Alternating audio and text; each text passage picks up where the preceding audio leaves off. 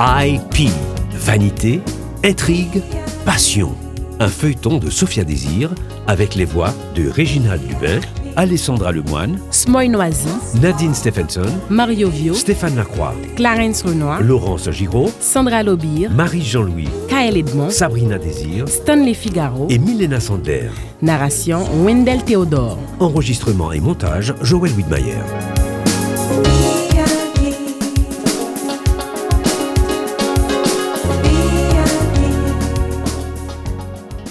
Résumé de l'épisode précédent. Grégory Blaise, qui appelle Didier Delarue pour l'informer de l'agression dont Mélissa a été victime. Un proche de Mélissa doit signer des documents autorisant une opération délicate, puisque ni le père ni l'époux de Mélissa n'est sur place. Il ne reste que Martine. Et c'est Grégory qui va la chercher. Lorsqu'il rentre chez lui, Adrien Gauthier réalise que sa femme Daphné était dans la maison. Elle voulait lui faire une surprise. Il l'appelle, mais Daphné lui apprend qu'elle se trouve à bord d'un avion sur le point de décoller. C'est qu'elle a découvert qu'une autre femme s'était retrouvée dans leur lit conjugal. Si Adrien espère son pardon, il faudra qu'il change, pas seulement de lit, mais de maison, prévient-elle. Roxane et Philippe ont une conversation au cours de laquelle elle lui annonce, entre autres, avoir accepté une invitation. Mélissa Delarue est secouée d'apprendre qu'elle risque de rester paralysée. Grégory Blaise se propose d'aider Martine en restant à ses côtés à l'hôpital. Martine est en train de lui demander de partir quand Didier arrive. Grégory et Mildred comprennent qu'ils n'ont plus leur place. Nous sommes à une demi-heure plus tard. Mildred vient de rejoindre Didier dans un coin de l'hôpital. Je me demande pourquoi tu t'es donné toute la peine de me convaincre d'avoir une relation avec toi, alors que tu n'en voulais pas. Mildred, si tu veux me faire une scène, ce n'est ni le moment, ni l'endroit. Écoute, je pense être une femme suffisamment éduquée pour ne pas faire de scène dans un hôpital. Mieux pour ne pas faire de scène du tout. Mais sache que ce que j'ai à te dire, je le dirai, que le moment et l'endroit te conviennent ou pas. Pour l'amour du ciel. Mildred, Mélissa est... Dans une situation critique, je sais. Elle a besoin de toi, et ce n'est pas moi qui dirai le contraire. J'aurais pu me joindre à toi pour mieux l'encadrer dans les prochains mois qui s'annoncent difficiles. Mais je dois me rendre à l'évidence. Il n'y a pas du tout de place pour moi. Pourquoi tu dis ça? Tu me le demandes sérieusement?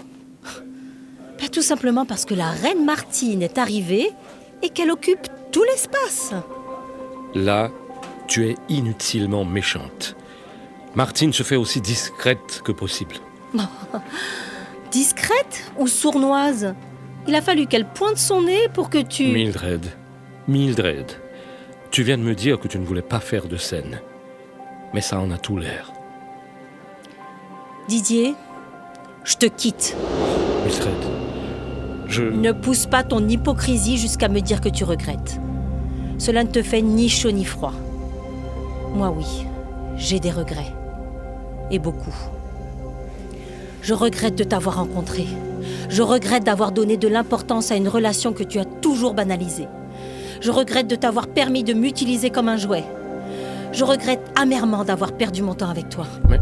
Mais enfin... Mais je ne perdrai pas une seconde de plus à t'entendre me dire que Martine ne compte pas pour toi. Si tu veux te mentir, libre à toi. Mais moi, j'en ai fini de gober tes balivernes. Fini.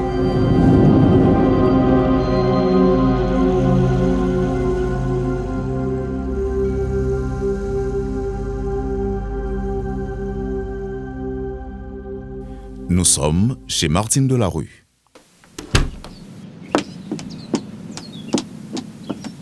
Eh ben dis donc, on a l'air pressé. Carl-Henri, je retourne à l'hôpital. J'ai essayé de t'appeler au moins une douzaine de fois. Désolée, mon cellulaire était en mode silence. Et toi, tu es en quel mode? Maman ou épouse? Je te demande pardon? Ta fille a eu un accident. Grave, je sais. Et tu veux être à son chevet, c'est compréhensible. Mais c'est aussi l'opportunité pour toi de reprendre contact avec cet homme que tu n'as jamais réussi à oublier. De te rapprocher de lui. J'hésite entre t'ignorer et t'envoyer au diable. Il y a longtemps que tu m'as envoyé au diable, Martine. Karl Henry, Pendant toutes ces années, j'ai bêtement cru que tu pourrais te donner la chance de tout recommencer avec moi. Mais tu es resté attaché à ce passé que tu prétends fuir. Karl Henry. Je ne peux pas t'en vouloir, Martine. Tu ne m'as jamais rien promis. Mais tu n'as jamais fermé la porte non plus. Donc je me suis permis beaucoup d'espoir. Tu dis ne pas m'en vouloir, mais J'en veux aux forces de l'univers qui n'ont pas permis à nos cœurs de se rencontrer. tu es adorable, Karl Henry. Et si cela peut te consoler, je me trouve insensé de ne pas t'aimer, comme tu le mérites. Ça ne me console pas. Ça me tue. Qu'est-ce que cela t'a fait de le revoir? Comment? Martine, je te parle de Delarue, l'homme de ta vie. Ça t'a fait quoi de le revoir? Et lui, qu'est-ce qu'il t'a dit pour que tu sois ainsi? Comment suis-je? Différente. Ton regard est rempli de ce je ne sais quoi. Enfin, pour répondre à tes questions, cela m'a fait du bien de voir qu'il était heureux de me revoir. Je me réjouis qu'il me permette de rester près de Mélissa et du coup, de continuer à le voir. Qu'est-ce qu'il m'a dit? Rien qui me permette de croire qu'il a des sentiments pour moi. Mais qu'il ne m'en veuille pas, qu'il ne m'en veuille plus est certainement un petit bonheur pour moi. C'est peut-être ce qui se lit dans mes yeux. Ai-je répondu à toutes tes questions? Oui, madame. Bon alors, C'est comme ça. Et ici que ça se termine. tu n'exagères pas un peu? Je ne vais pas vivre chez Didier. Mais ça viendra. Pas sûr que j'ai envie d'être dans les parages quand il viendra t'aider à déménager. Tout compte fait, je suis vraiment content de vendre ces appartements. L'immeuble sans toi m'aurait paru triste. Arrête. Pour l'instant, je garde mon appart. Pour l'instant. Allez, va, Martine. Oh, Karl. Ce baiser, C'est pour te rappeler que tu es un mec génial. Tu es tendre, tu es patient, généreux, tu es beau, tu es chic, riche en plus. Tu es un prince. Voilà ce que tu es, un prince. Je te souhaite de trouver une vraie princesse, digne de ton amour. si j'avais à l'esprit de t'en vouloir, je dois y renoncer.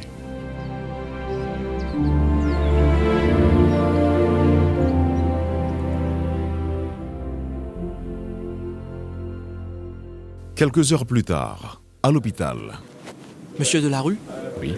je suis Ricardo Leroy. La réceptionniste m'a dit que vous étiez le père de Mélissa. En effet. Vous êtes un ami? Oui. J'ai entendu la nouvelle à la radio et voilà. Je suis là. Comment va-t-elle? Que vous répondre? Elle a du mal à encaisser le coup. Elle est et restera limitée dans ses mouvements au moins pour un certain temps. C'est terrible. Est-ce que je pourrais la voir? Il faudrait que je lui pose la question. Vous pourrez le faire, s'il vous plaît? Bien sûr. Ces fleurs, c'est pour elle? J'aimerais les lui offrir personnellement. Je vais voir. Attendez ici. Merci. quelques minutes plus tard. Entrez. Ricardo? On devait se revoir aujourd'hui. Tu t'en souviens? Bien sûr. J'y pensais justement. Ces fleurs sont magnifiques. Merci. C'est un plaisir. Comment as-tu su que j'étais ici? C'est dans les nouvelles. Je ne savais pas. Bon, dans les nouvelles, on parle de ton agression. On dit que tu es à l'hôpital, sans plus. Je me suis dit que j'allais faire le tour des hôpitaux. Et il n'y en a pas tant que ça à Port-au-Prince. C'est vrai. Mais je n'ai pas eu à le faire. J'ai eu un peu de chance. Une de mes sœurs est infirmière et travaille ici. Elle t'a dit que j'étais ici? Elle ne devrait pas. Elle en est bien consciente. Mais je lui ai abondamment parlé de notre rencontre. Je dois te dire que ce n'est pas seulement ma sœur. Elle est ma confidente. Je lui ai dit à quel point j'étais heureux à l'idée de te revoir et je ne comprenais pas pourquoi tu ne répondais pas à mes textos. Et puis, bon, elle m'a appris que tu étais ici. Elle a pris soin de toi. Ah oui? Oui, et elle t'a parlé de son frère. Notre frère. Tu veux dire celui qui a perdu ses deux jambes? Et un bras, oui, lors du tremblement de terre de 2010. C'est un gars formidable que j'aimerais te présenter. Donc, tu sais que je risque de ne plus marcher. Je sais que, pour rien au monde, je ne renoncerai à te voir. Je ne pourrai peut-être plus jamais danser, tu sais. Quand bien même, je pense être assez fort pour te porter et valser. Bon, ce n'est pas comme ça que j'envisageais notre premier encart, mais je suis heureux de pouvoir te faire sourire. Quand pourras-tu rentrer chez toi? Ça, je ne sais pas. Dans l'immédiat, j'irai vivre chez mon père. Ouh, est-ce que cela veut dire que je devrais avoir sa permission pour te voir? Ouais, mais ne t'en fais pas, mon père est cool. Il sait que j'envisage de divorcer. Je ferai en sorte que ce soit un divorce express. Ne fais pas ses grands yeux. Adrien me passe quasi tous les nouveaux dossiers. Tu sais, je devrais être désespérée. Mais non. J'ai tellement de choses à faire. Et voilà que je suis incapable de faire un seul pas. Je ne te le cacherai pas, mais profondément triste. Mais je suis aussi reconnaissante d'être encore en vie. Tu as tout à fait raison. Tant de gens qui se sont retrouvés dans des situations pareilles y ont laissé leur peau. Et moi... Et toi, tu es là, belle comme un cœur sous les draps blancs. Avec mes cheveux qui s'en mêlent sur ma tête, sans maquillage. Sans artifice. Tu n'en as pas besoin pour être belle, crois-moi. C'est gentil de me dire ça. Mais je me sens moche quand même. Si c'est ça, être moche, toutes les filles devraient payer pour être aussi moches que toi. Tu es trop drôle. Dieu, ce sourire. Nous sommes à la banque de Port-au-Prince. Entrez. Monsieur Blaise. Oui, Gina. Je sais que vous détestez cela, mais... Quoi? Madame Laplanche est là. Elisabeth? Oui, elle est arrivée ici sans rendez-vous et évidemment, je lui ai dit qu'elle ne pouvait pas vous voir, mais vous la connaissez. Elle a commencé à s'agiter et elle menace de camper à la réception jusqu'à ce que vous sortiez. Bon, elle a du temps à perdre. Voilà ce qu'on va faire, Gina. Passe-moi mon chéquier. Merci. Tu lui dis que j'aurais beaucoup aimé la voir, mais que je suis en réunion. Disons occupé. Et attends 2 secondes. Tu mets ce chèque dans une enveloppe, tu lui remets avec mes amitiés. Et bonsoir. Très bien, monsieur Blaise. La secrétaire de l'architecte Jean-Pierre a téléphoné également pour vous dire qu'il arrivait probablement avec un peu de retard. Il y a une manifestation au centre-ville. Encore? Oui, et ça a créé des bouchons partout. Ah, est-ce que cette manif risque de venir perturber les activités à Pétionville aussi? Ce n'est pas prévu pour l'instant, en tout cas. Oh là là! Nous pas qu'à passer une semaine sans pas de problème dans le pays ça? Ce n'est pas demain la veille. Peux-tu m'apporter les plans soumis par l'architecte pour la nouvelle succursale? J'aimerais revoir ça avant qu'il n'arrive. Bien sûr. Merci, Gina.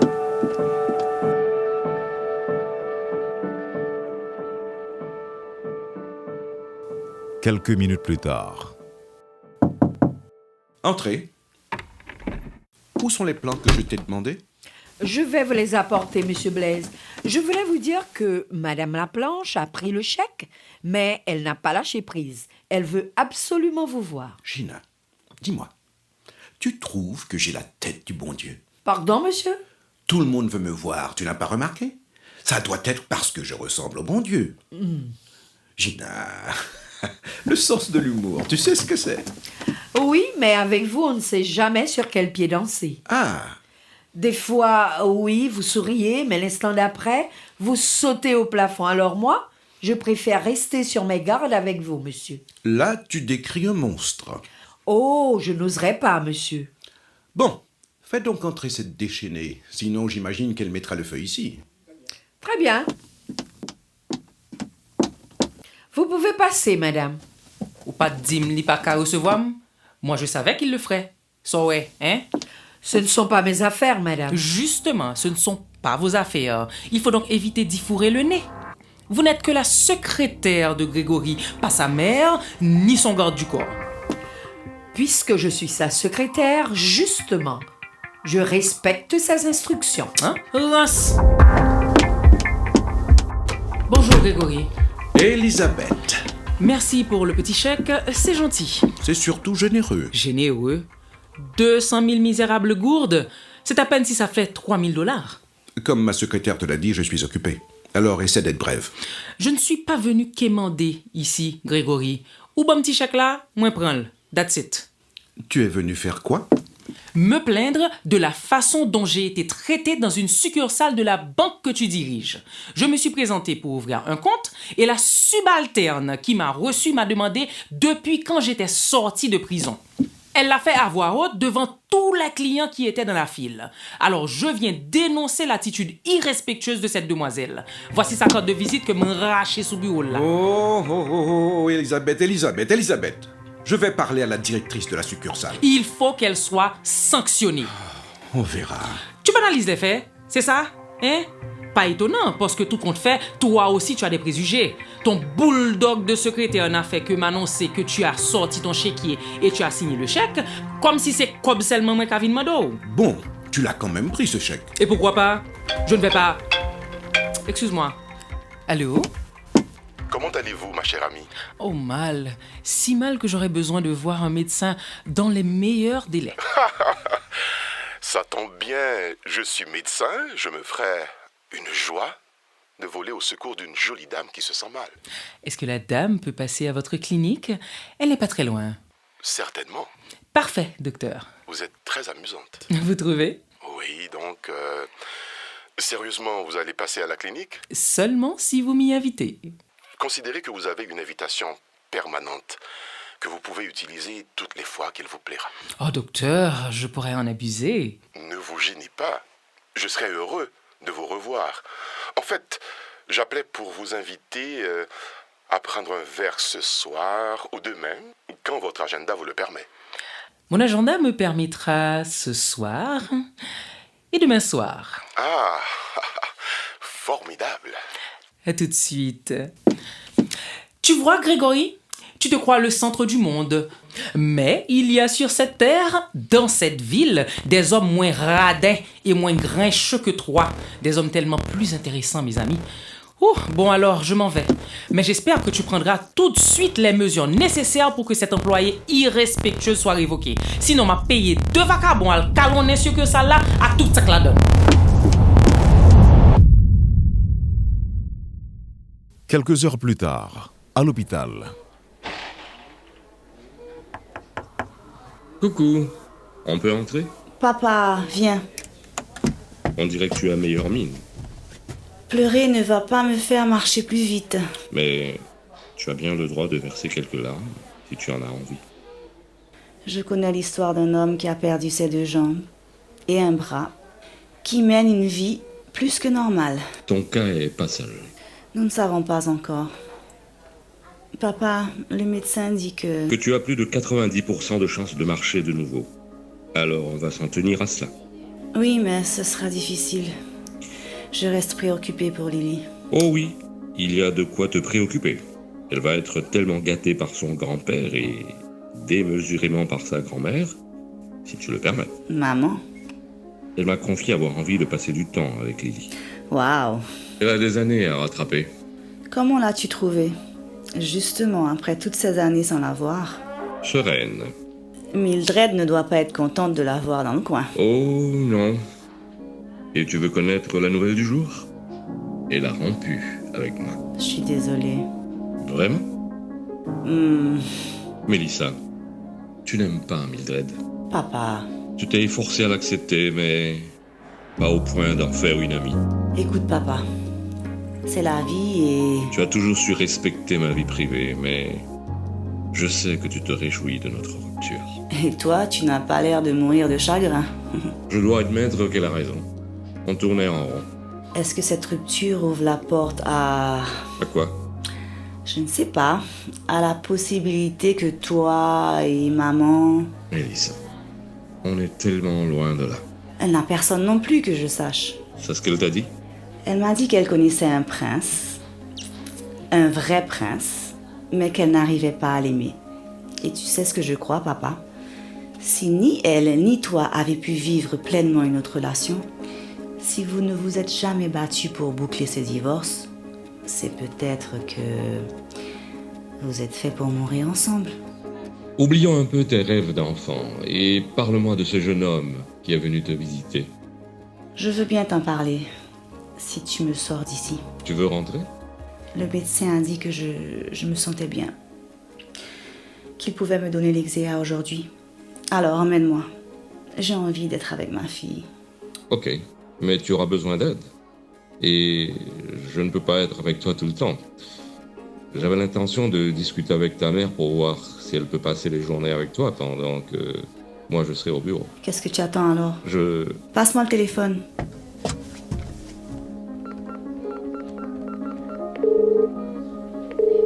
Allô, ma chérie? Maman, je peux rentrer aujourd'hui même chez papa. Tu sais que j'aurais besoin d'assistance. Ça te dérangerait de passer tes journées avec moi? Chez ton père?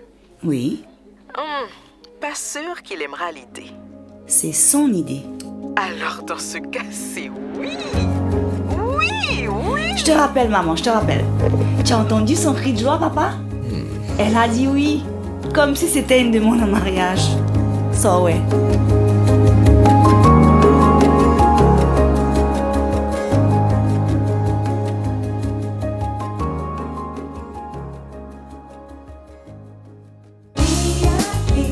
VIP. Vanité, intrigue, passion. Un feuilleton de Sophia Désir avec les voix de Réginald Lubin, Alessandra Lemoine, Smoy Noisy, Nadine Stephenson, Mario Vio, Stéphane Lacroix, Clarence Renoir, Laurence Giraud, Sandra Lobir, Marie-Jean-Louis, Kael Edmond, Sabrina Désir, Stanley Figaro et Milena Sandler. Narration Wendell Théodore. Enregistrement et montage Joël Widmayer.